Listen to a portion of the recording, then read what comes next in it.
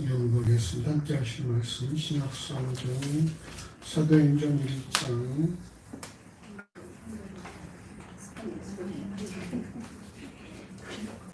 사도행전 1장 6절에서 8절까지의 말씀입니다. 신약성경 187쪽 전후로 있습니다. 사도행전 1장 6, 7, 8절 3절 말씀 우리가 한 절씩 교도하시고 마지막 한 절을 함께 하시겠습니다. 제가 6절을 공독합니다. 제가 모였을 때에 예수께 묻자고 가로되 주께서 이스라엘 나라를 회복하심이 이때니까 하니 가라사대 때와 기한은 아버지께서 자기의 권한에 주셨으니 너희를 알 바 아니요 오직 성령이 너희에게 너희에게 임하시며 임하시면 너희가 권능을 받고 예루살렘과 온 유대와 사마리아와 땅 끝까지 이르러 내 증인이 되리라 하시니라. 아멘.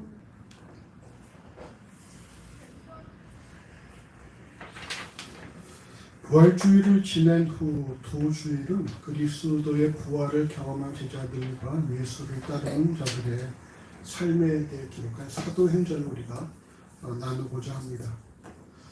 사도행전의 저자는 누가이고 사도행전은 누가가 기록한 두 번째 역사서예요. 두 번째 역사서. 첫 번째 역사서는 무엇이냐? 누가복음이죠. 누가복음.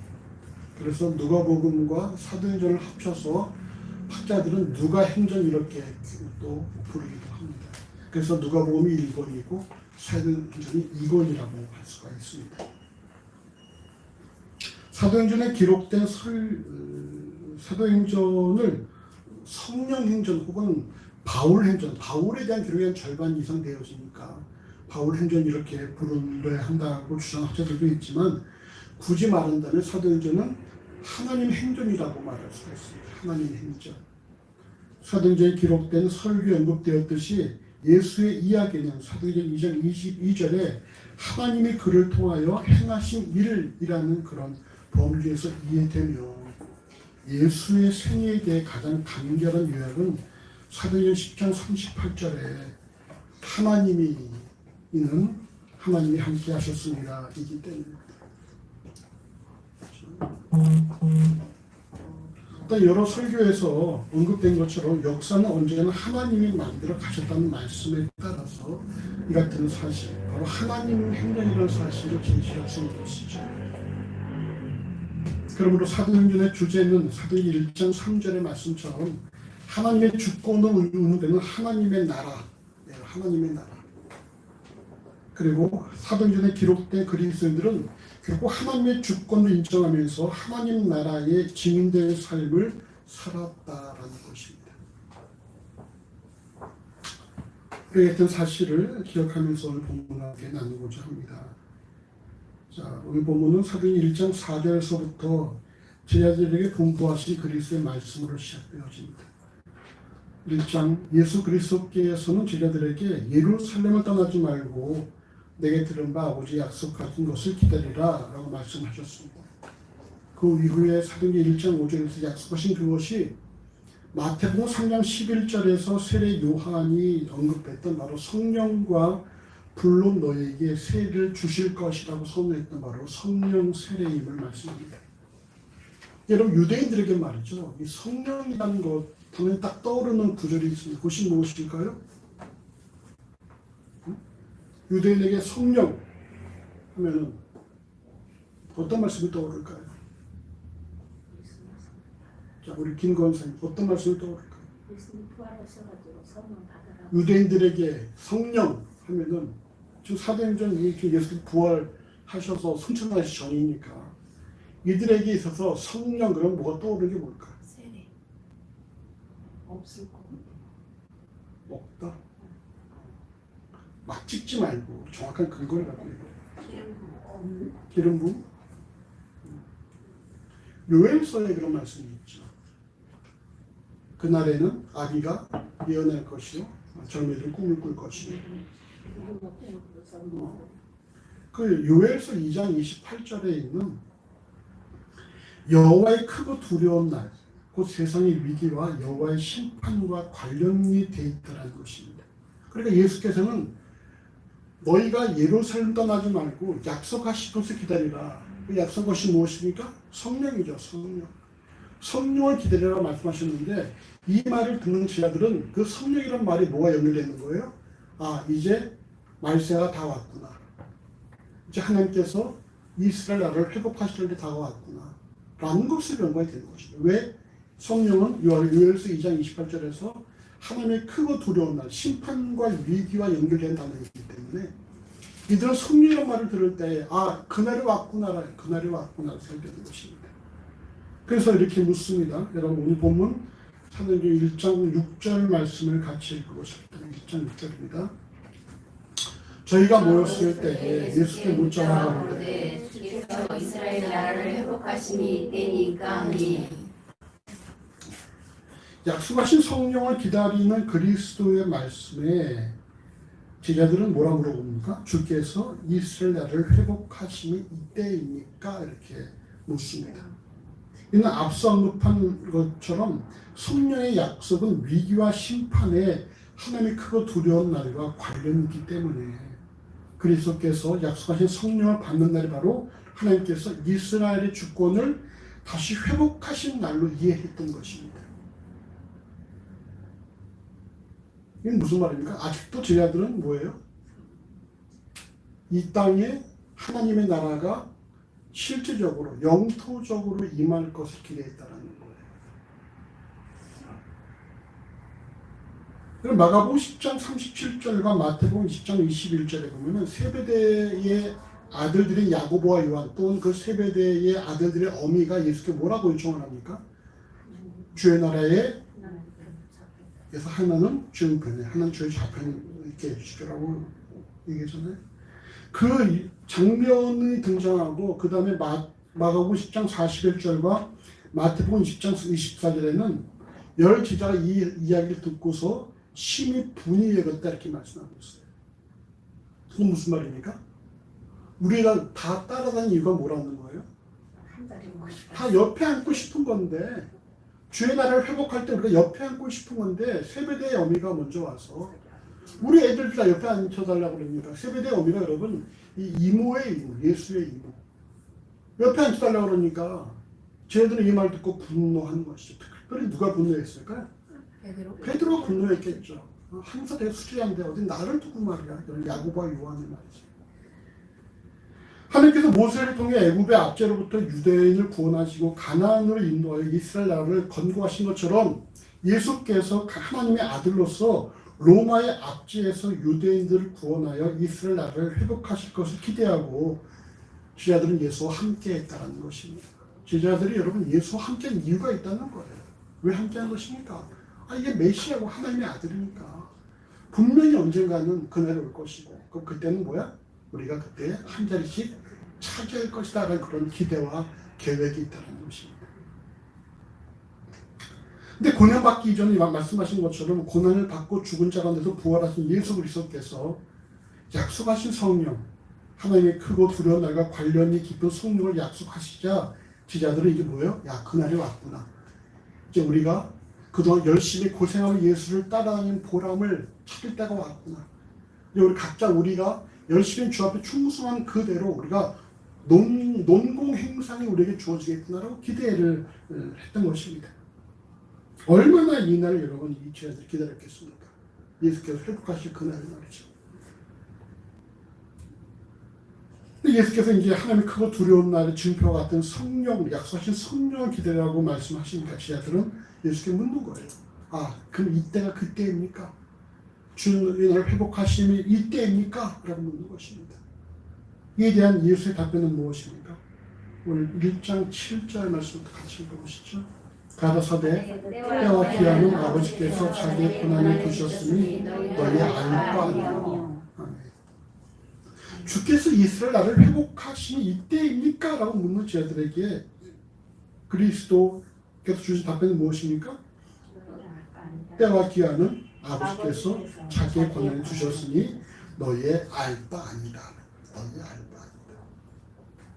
때와 기한이라는 것은 이런 제자들이 예수 그리스도에게 질문한 이스라엘 나라를 회복하는 때를 의미하는데 이날은 성부 하나님께서 자기 권한을 주십니다. 자기 권한을. 그래서 아무도 그날을 알지 못한다라고 마태복음 24장 36절과 마가복음 13장 32절에 말씀합니다. 그날과 그때는 아무도 모르는, 하늘 천사도 모르고 아들도 모르고 오직 아버지만 아십니다. 그럼 뭡니까? 이들은 이게 그때입니까? 라고 물었는데 예수 답변이 뭐예요? 너희가 그날을 알 필요가 없다라는 거예요. 너희가 그때를 알 필요가 없다. 그때를 알 수가 없다. 왜? 그때는 오직 하나님만 아시니까. 나도 모른다. 나도 모른다. 아들도 모른다. 천사도 모른다.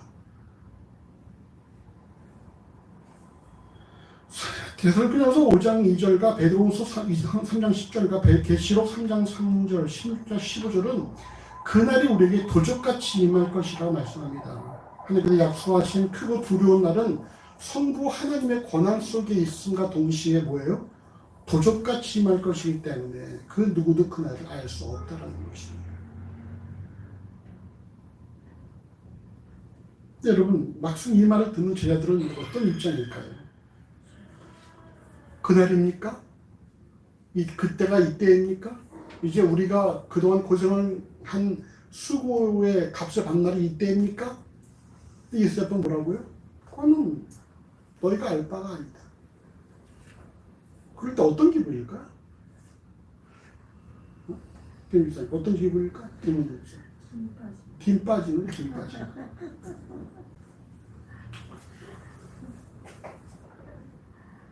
이건 도대체 이해할 수 없는 부분이죠. 자신들이 여기까지 고생해가면서 예수 함께한 이유가 있는데, 예수께서 하나님의 나라를 회복하실 때 자신들로 예수 앞에서 영광을 누리고 싶었는데, 이 같은 제자들의 심령을 전혀 헤아리지 않고 예수께서 하신 말씀은 뭐예요? 그건 너희가 알 바가 아니야. 그건 너희가 몰라도 돼. 라는 말씀이랍니다. 이는 결국 무슨 말일까요? 너희가 꿈꿨던 모든 꿈과 계획은 어떻게 해라? 다 내려놓아라.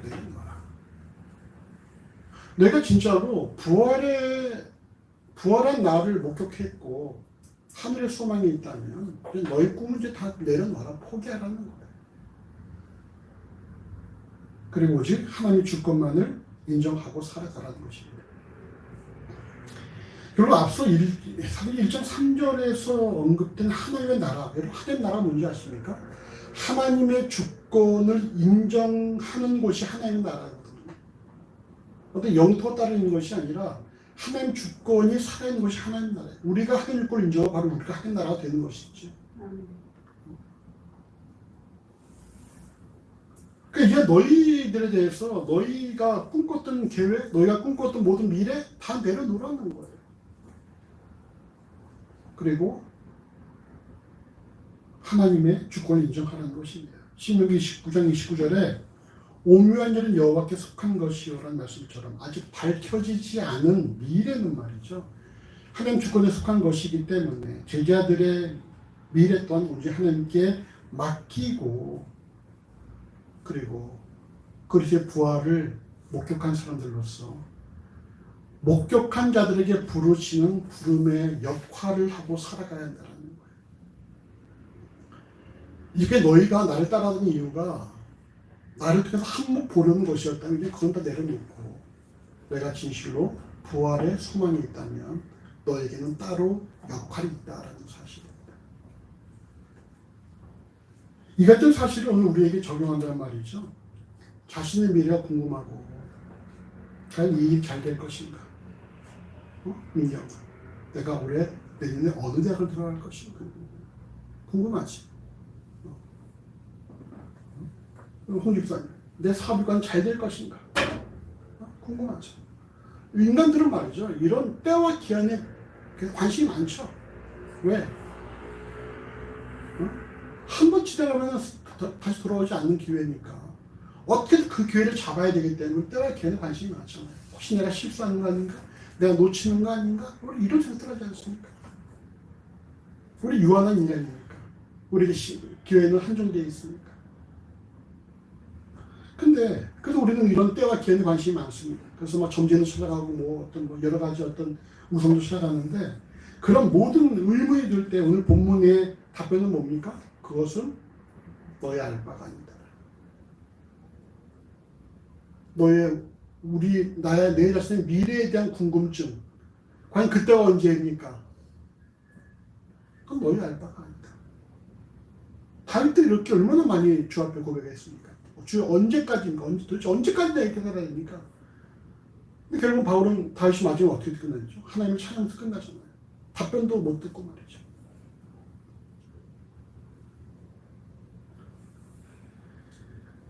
우리가 지금 여러분 나름대로 많은 그런 기도 제목과 또한 그런 생각들이 있을 것입니다. 그러나 거기에 대한 주의 답변은 무엇입니까? 그건 네가 알 바가 아니라는 거예요. 그게 어떻게 될까요? 그건 너의 알 바가 아니다. 우리 옆 사람에게 이렇게 축복을 하십시다. 그것은 네가 알 바가 아니야. 너의 미래는 네가 알 바가 아니야. 그거 누가 안다는 것입니까? 하나님만 아신다. 하나님. 그러니까 미래에 대해서 걱정하지 말고 진실로 부활의 소망이 있다면 걱정하지 말고 염려하지 말고 맡기고 살아가라. 그럼 무엇을 해야 됩니까? 그러면 이제까지 예수를 좀 한몫 보려고 했던 지하들이 이제 다 내려오면 이제 어떻게 살아야 됩니까? 과연 우리가 부활의 소망을 품은 사람들에게 주기 역할이 무엇입니까? 바로 그것이 그 다음 말씀에 있는 것이죠. 1장 8절 같이 읽으시죠. 오직 성령이 너에게 임하시면 너희가 권능을 받고 예루살렘과 온 유대와 사마리아와 땅끝까지 이르러 내 증인이 되리라 하시니라. 아멘. 자신의 미래를 하나님의 주권에 의탁하고 부활을 목격한 제자들이 이후로 힘써야 될 일은 무엇입니까? 오직 증인의 삶을 살아가는 것이다. 오직이란 부사가 과연 이 수시한 단어가 성령인가? 오직 성령이 임하시면인가? 아니면 오직 증인되리라는 것인가? 좀 헷갈릴 수가 있죠. 이게 뭘까요? 자, 성령? 성령. 자, 성령이라는 사람, 또 성령. 오직이 성령을 꾸며주고 있다. 아니면 오직이 증인들을 꾸며주고 있다. 때문에 이게 원어 성경은 어떻게 되냐는 말이죠. 그러나예요. 그러나. 오직이 아니라. 그러나. 알라. 그러나. 어떻게 될까요? 그러나를 넣어보십시오. 그러나 성령이 너에게 임하시면 너희가 권능을 받고 예루살렘 온 유다 사마리아 땅까지 이르러 내 증인이 되리라. 그럼 어떻게 연결됩니까? 만약 앞문장 연결해 보세요. 앞문장은 그거는 너희가 알 바가 아니야. 그러나 성령이 임하시며 권능을 받고 예루살렘 온 유다와 사마리아 땅까지 이르러 내 증인이 되리라. 그럼 오직이 뭘 꾸며주는 것입니까? 그러나 뭘 꾸며주는 거예요? 그럼 너희가 알 바가 아니까? 아니요. 그러나 너희의 역할은 무엇이냐? 증인된 삶을 살아가는 것이죠. 증인된 삶을 살아가는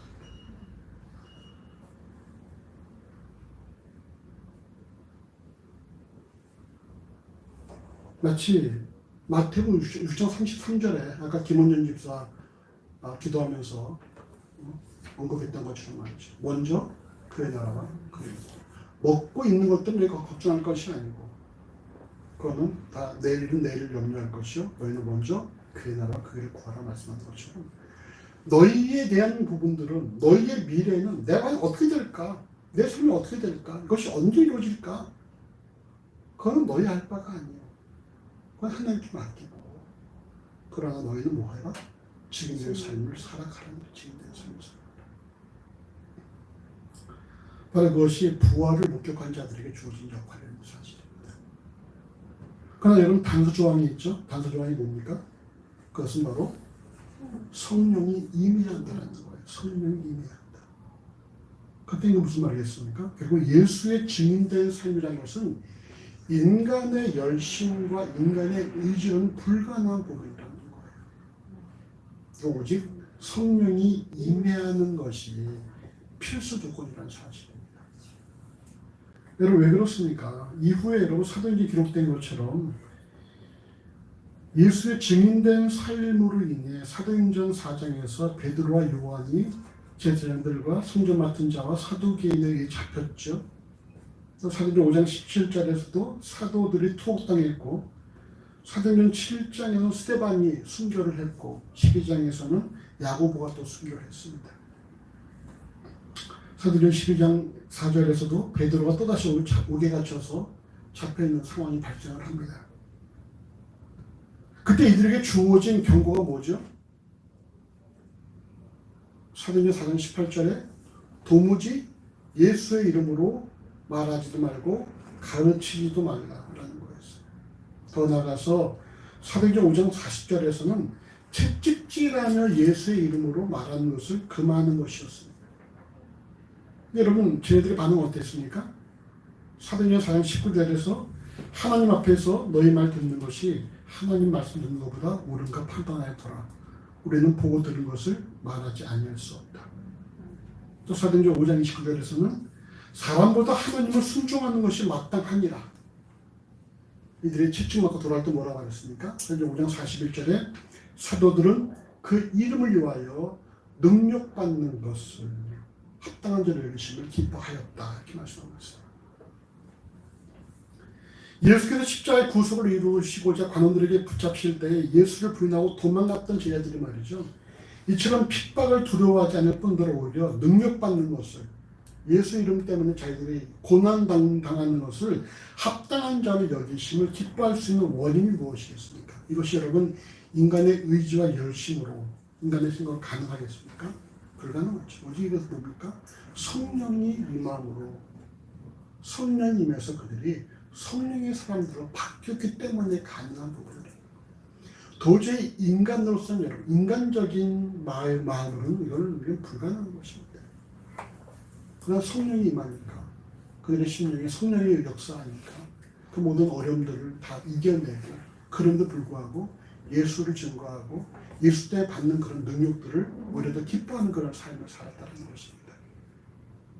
이들은 결코 자기들의 목숨의 어떤 그런 미래에 대해서 걱정하지 않았다는 거예요. 왜? 그것은 너희가 알 바가 아니니까. 그것은 우리가 알 바가 아니니까. 우리의 미래는 여호와께 맡기고 그리고 주님의 삶을 살았다는 것입니다. 성령의 임함으로 그리스의 증인들 제자들에게 있어서 이스라엘의 주권 회복이 언제 이루어지는지는 더 이상 관심사가 아닙니다. 이게 그건 진실인지 알 바가 아니에요. 이들은 오직 성령의 임함으로 하나님 나라의 주권 확장에 더 관심을 갖게 되었다는 것입니다. 제자들에게 있어서 예수와 함께 영광을 누리고자 하는 꿈은 이제 더 이상 의미가 없습니다. 부활을 목격하고 성령이 임한 제자들이 이제 자신이 어떤 삶을 살아야 하는지를 발견했기 때문입니다.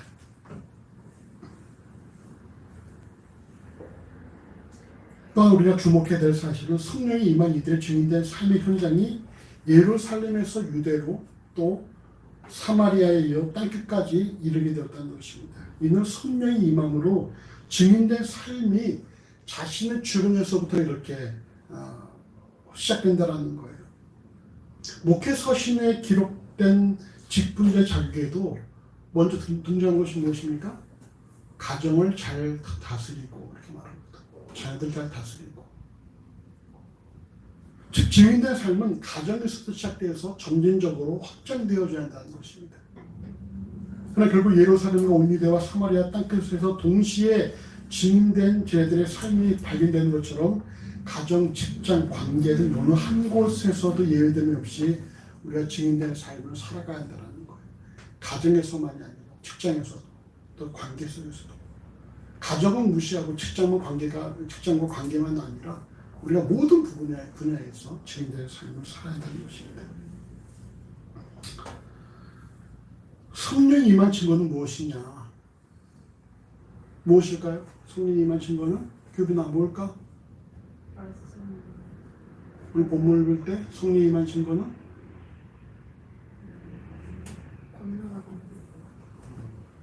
자신의 미래를 걱정하지 않고 하나님께 맡기고 증인된 삶을 살아가는 것. 그것이 성령이 임한 증거라는 거예요. 성령이 임한 증거가 막 방언하고 막 통변하고 이런 것이 아니라 그건 은사고, 성령이 임한 증거는 무엇입니까? 그들이 미래를 다 하나님께 맡기고 자기 일을 걱정하지 아니하고 그리고 하나님의 사람의 삶을 살아가는 것이라는 거예요. 왜? 뒷일은 여호와께 맡기고 미래는 여호와께 맡기고 사업은 누구한테 맡기고? 하나님께 맡기고. 기존에 사업하려고 막 몸부림치면 사업이 된다 안 된다? 안 돼. 해보니까 돼요 안 돼요? 안 돼. 안 되잖아.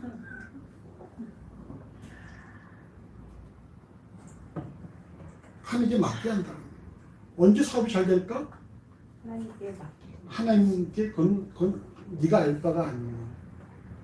나한테 맡겼으면 네가 알 바가 아니고 너는 그저 증인된 삶을 살아라. 뭐 하나님께서 그건 이제 맡아서 해주시는 것이죠. 자, 민규이 어느 대학 들어갈까? 궁금해? 응? 아니요. 아니. 그건 네가? 아빠가 아니요. 서울대 간다고 다 훌륭해? 아니야.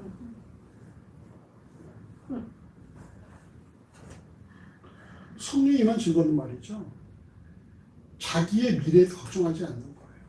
하나님께다 맡겼으면 걱정하지 않고 그리고 증인된 삶을 먼저 그의 나라 그의 법을 살아가는 것이라는 것입니다.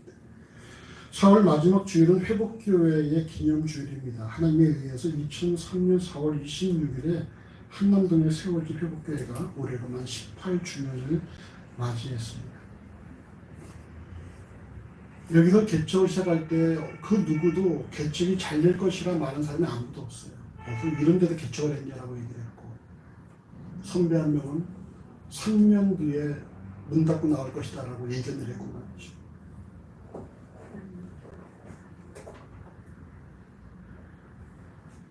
근데 진실로 18년 동안에 순탄한 거 아니었었죠. 어려움도 있었습니다. 그때마다 교회가 이것을 존재해야 되는가라는 물음을 던졌지만 돌아온다면 모든 교회가 하나님의 교회이고 회복교회 또한 하나님의 교회이다라는 것이었습니다.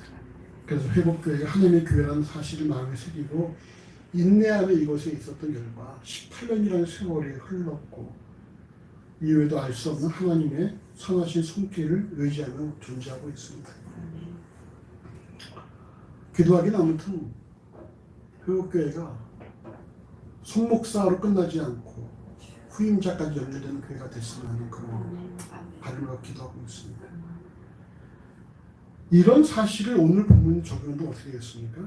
회복교회 이후의 모습에 대해서는 목사가 알 바가 아니라 왜 이게 내 교회가 아니고 내 게 아니니까 이건 내가 알 바가 아니에요. 내 역할은 무엇입니까? 오직 증인된 삶을 살아가는 먼저 그의 나라 그의 구하라는 거예요. 근데 오늘을 살아가는 우리 모두에게 다 적용됩니다. 우리의 걱정, 우리의 염려, 우리의 계획이 언제 이루어질까? 우리 애들이 어떻게 되어질까? 그러다 뭡니까? 너희가 알 바가 아니라 너희가 알 바가 아니에요. 그건 하나님께 맡기고 너희들은 증인된 삶을 살아가라는 거죠. 바로 그것이 그리스도의 부활에 동참한 자들에게 주어진 역할이라는 거예요. 바로 그것이 성령이 임한 사람들에게 주어진 역할이라는 것입니다. 성령이 임해서 막 기도해서 자기 기도응답 받고 막 그 말이죠. 집에 막 그냥 부자들 이런 것들이 아니고 성령이 임한 자들이라면 예수를 증거하는 데 힘을 써야 한다는 거예요.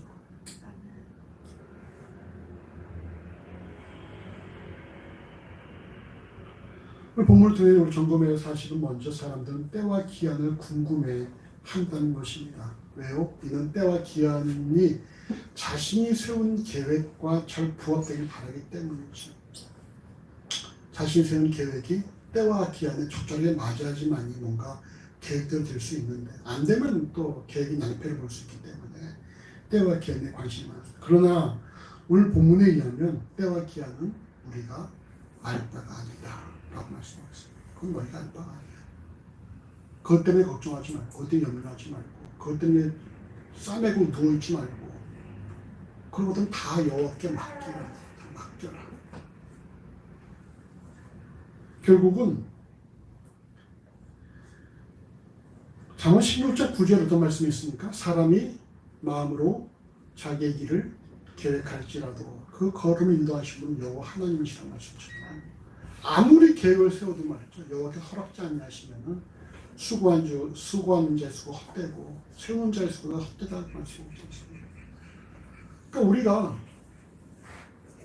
여호와의 허락 없이는 할 수 없다는 거예요. 그렇다면은 우리 것 가지고서 우리가 전념하고 우리 것 가지고 우리가 참 힘을 써 하는 것이 아니라 우리 건 다 하나님께 맡기고 우리의 명하신 증인된 삶을 살아가야 돼요.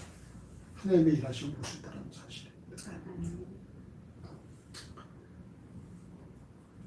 이처럼 미래를 여호와께 맡긴 그리스도인은 그리스도의 사랑과 말씀을 전하는 증인된 삶을 살아야 하는데 이는 인간의 열심과 의지가 아닌 전체적인 성령의 임함으로 성령의 인도하심으로 가능하다는 거죠. 그래서 진실로 성령이 임한 증거가 무엇이냐? 그가 자기의 걱정하지 않고 자기를 걱정하지 않고 자기 미래를 두려워하지 않고 오직 증인된 삶을 살아가는 것에 있다는 것입니다. 바로 그것이 부활에 동참한 그리스도인들이 가져야 될 모습이라는 거예요.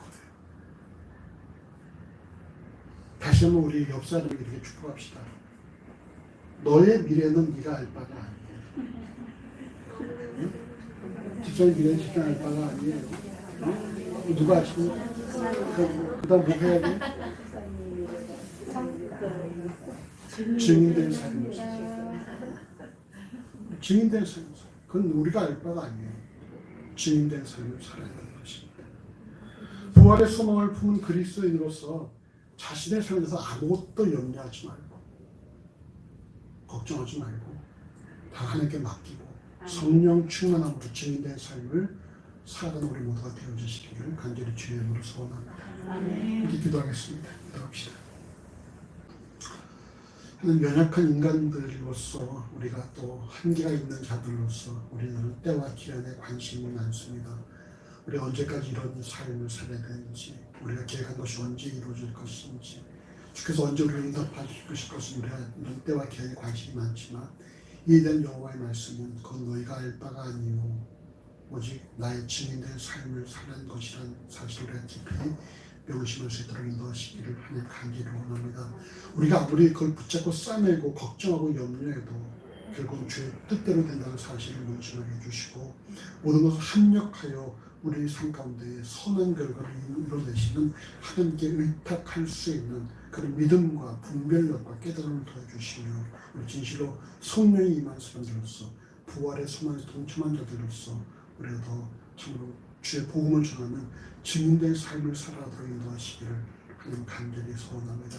우리가 먼저 그의 나라 그의 구할 때 모든 것을 더하신 하나님을 경험할 수 있도록 우리 모든 신령을 인도하시며 역사하여 주시옵소서. 우리 진실로 한 해를 마감할 때에 우리가 주께 맡긴 우리의 삶 결과가 어떻게 되어지는지 우리가 우리 한 해를 우리의 삶을 마감할 때에 주께 모든 걸 내어 맡긴 결과가 어떤 것인지 우리가 진실로 목도하며 주께 감사할 그날들이 올 것을 믿사오니 아버지 우리는 각자 심령 수용하시며 인도하시며 역사하여 주시옵소서. 감사의 예수 이름으로 기도합니다. 아멘.